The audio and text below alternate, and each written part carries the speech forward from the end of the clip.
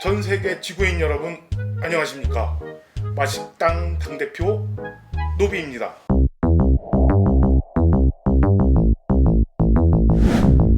맛식당은 미식, 폭식, 한식, 중식, 양식 할 것 없이 소식, 단식을 제외한 먹는 온갖 잡것에 대해서 수다를 떠는 단체입니다. 아직 창당 준비가 안 돼서 창당 강령이나 이념, 당령 이런 거 없습니다. 또 현재 당원은 저 당대표 그리고 원내대표 걸때 단 2명입니다. 1년 365일 내내 걸씨 흔들려서 방황하는 사람들이나 이 호기심이 이 먹는 거에 특화되어 있는 분들은 주저 말고 당원으로 가입해 주시기 바랍니다.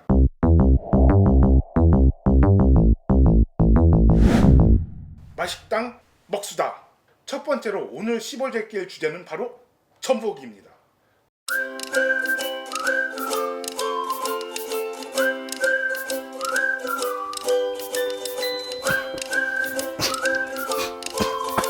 그 전복이라는 것은 지금은 양식도 많이 늘어나서 많이 보편화됐다고 하지만 그래도 아직까지는 홍합이나 꼬막, 굴 같은 이런 수산물에 비해서 가격이 비싼 거는 사실입니다. 아직도 좀 귀한 제법을 받는 거는 부정할 수 없는데요. 양식 기술이 발달한 지금도 이 전복이 조금 고가로 팔리는데 옛날에, 그러니까 양식이 되기 전에 옛날에는 얼마나 고급 수산물로 대접을 받았을까요? 옛날에는 주로 그 전복을 말려가지고 유통을 시켰는데 이게 전복이 건조하는 상태가 되면서 맛이 더 응축되고 또 이게 건조된 전복을 가지고 이걸 또 먹기 위해서 물에 불리는 과정에서 또 새로운 식감이 나타나고 그래서 요즘 주로 전복을 회로 먹는 거와 다르게 이 건조된 전복은 또 특별한 맛을 냅니다. 그 조선시대 때는 임금님 진상품으로 올라갈 정도로 굉장히 귀했는데요. 이 말린 전복이.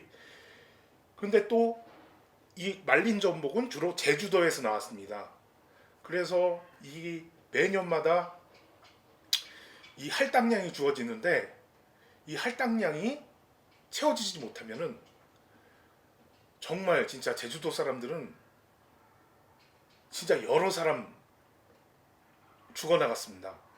그래서 워낙 나라님들의 수탈이 심하기 때문에 이게 제주도에서는 차라리 제주도에서 전복이 안 났으면 좋겠다고 한탄했을 정도입니다. 자, 이게 지금까지는 이제 그 전복이 옛날에 우리나라에서 얼마나 귀했는지에 대해서 말씀드렸는데요. 근데 이 전복은 우리나라에서만 귀한 게 아니라 오히려 이 중국에서 더 귀하게 여겼습니다. 그 중식 소스 중에 최고급으로 치는 탑이라고 치는 그 엑스오 소스에도 이 전복이 주재료로 들어갑니다. 또 중국에서 예부터 이 말린 전복을 귀하게 여겼던 그 증거가 하나가 뭐냐면 스토승이 냄새가 아주 좋아서 그 냄새만 맡고 담을 넘긴다는 이 불도장이라는 중국 음식이 있습니다. 이 불도장은 상어 지느러미, 소홍주, 사슴꼬리 그리고 생선 불에 말린 전복 이 귀한 모든 재료들을 다 때려 넣고 만든 일종의 중국식 스프입니다. 근데 제가 이제 우연한 기회에 이 불도장을 맛본 경험이 있습니다. 이건 제 돈으로 먹은 건 아닙니다. 근데 이 불도장 진짜 냄새는 기가 막힙니다. 진짜 냄새는 기가 막히고 이게 그리고 이제 보통 요만한 그 중국식 그 스프 그릇에 뚜껑이 달린 스프 그릇에 나오는데 요걸 딱 냄새는 기가 막힌데 요 뚜껑을 딱 열고 보면은 그냥 맑은 고기 국물 같은 그 맑은 기름이 동동동 떠 있는 그런 고기 국물 같은 느낌이 드는데 냄새는 정말 좋은데 이게 그냥 고기 국물이야. 맑은 고기 국물. 맛이 없는 게 아니야. 분명히 맛은 있는데 그 조그만 거 한 그릇 가지고 몇십만 원 하기에는 이거는 그렇게 가치가 있는 맛일까라는 생각이 드는데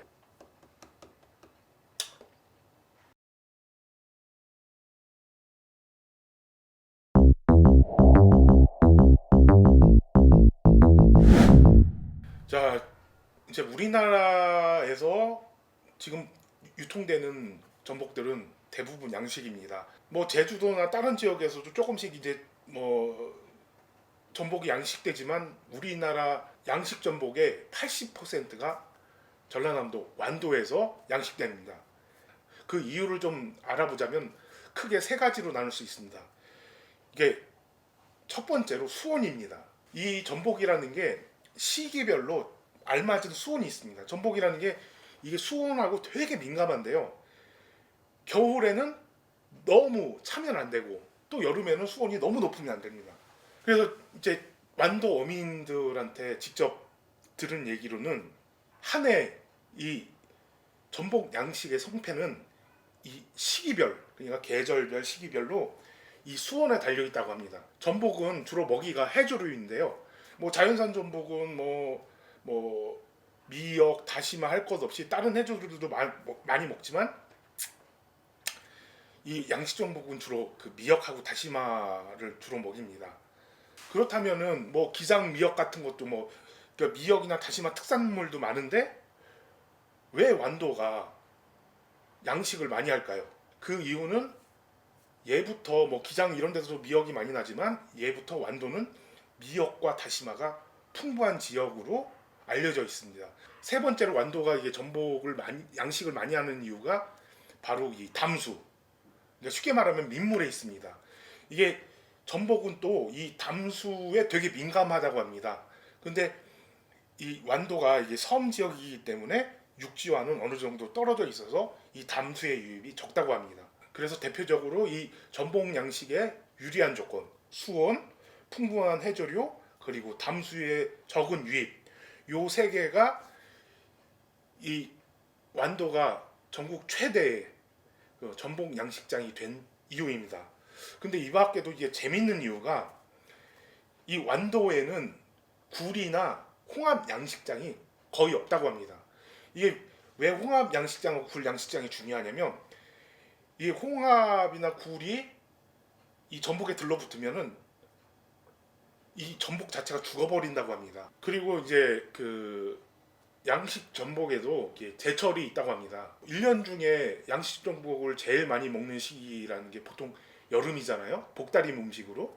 근데 현지 어민들의 얘기로는 그 양식 전복의 제철은 따로 있다고 합니다. 그 제철이라는 게 딱 두 시기로 나누는데요. 첫 번째는 늦여름부터 가을까지. 그리고 두 번째 시기는 늦겨울부터 이른 봄까지. 그 이유를 설명해 드리자면 늦겨울부터 이른 봄까지 왜 제철이냐면 보통 전복이 5월달, 6월달이 산란철입니다. 보통 뭐 생선들이나 해산물 같은 경우에는 보통 산란기 이전이 맛이 제일 좋습니다. 그렇기 때문에 이 5월, 6월 산란기 이전, 늦겨울부터 이른 봄까지 이때가 전복이 맛이 좋습니다. 그리고 이제 5, 6월 산란기가 지나면은 보통 뭐 어떤 수산물들은 이제 산란 지나면 바로 죽어버리기도 하는데요. 이 전복은 뭐 다년생이기 때문에 산란기 이후에도 계속 살아남습니다. 그런데 어쨌든 산란기가 지나면은 이게 맛이 없어집니다. 맛이 없어지고 그리고 살도 거의 없습니다. 거기다가 7월부터 8월까지가 되면은 여름이 찾아오기 때문에 수온이 올라갑니다. 그러니까 우리도 보통 더위를 먹으면은 밥맛도 없고 움직이기 싫고 막 이렇지 않습니까? 전복도 마찬가지입니다. 수온이 올라가면은 전복도 먹이 활동도 뜸해지고 그냥 더위에 더운 바닷물에서 그냥 활동도 거의 안 하기 때문에 그 전복이 그 산란기 이후 여름에는 맛이 없다고 합니다. 그러다가 수온이 점차 내려가는 늦여름부터 가을 때까지 먹이 활동을 활발하게 하기 때문에 또 맛이 좋아지고 다시 한번 정리해 드리자면 늦겨울부터 이른 봄, 늦여름부터 가을까지 요때가 전복의 제철입니다. 이게 전복도 마찬가지로 좀 보양식이라는 인식이 있습니다. 왜 그러냐면 제가 경험한 바가 있었는데요. 꽤 오래전입니다. 뭐 10년 훨씬 지난 뭐 10년이 뭐야? 한 20년 정도 된 것 같은데요. 아, 씨, 괜히 얘기했네. 아, 씨. 꽤 오래전 얘기인데요. 우연찮게 제가 한 몇 주 동안 바닷가에 있었던 적이 있습니다. 어떻게 우연찮게 그 자연산 전복을 따는 걸 배워가지고 매일 이 자연산 전복을 직접 따가지고 먹는다는 요 재미에 들려가지고 매일 이게 전복을 이렇게 따가지고 이렇게 했는데요. 그때 그 지역이 이제 민간인들이 이렇게 출입이 많은 지역이 아니었습니다. 예, 민간인 출입이 거의 없는 지역이라서 한 수심이 한 이 정도 되는 요런 그 바위 밑바닥에 이게 전복이 붙어 있었습니다. 근데 이게 전복이라는 게 이게 뭐 해녀만 따는 게 아니라 수심이 얕은 데서 전복이 이렇게 바다 밑에 붙어 있으면은 이게 해녀가 아니더라도 이게 한번 전복을 한번 보기가 힘들지 한번 딱 그 눈에 띄면은 그다음부터는 전복이 눈에 띄기 시작합니다. 그러면은 이게 그 전복 따는 이 보통 과도 같은 힘 좋은 전복 같은 거는 과도 같은 걸 집어넣어도 이 과도가 부러집니다. 그만큼 힘이 센데요.